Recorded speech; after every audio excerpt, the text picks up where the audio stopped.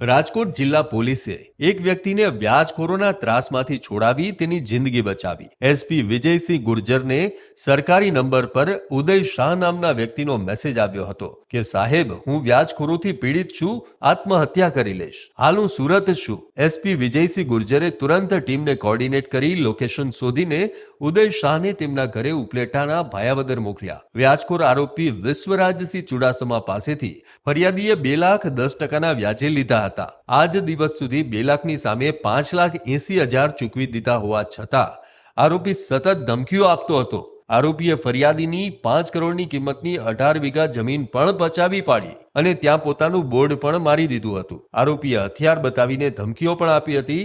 આરોપી વિશ્વરાજસિંહ ચુડાસમા પર અગાઉ 3 જેટલા ગુના દાખલ થયેલા હતા. એસપી વિજયસિંહ ગુર્જરે લોકોને અપીલ કરી છે કે વ્યાજખોર જો ત્રાસ આપતો હોય તો પોલીસનો સંપર્ક કરજો.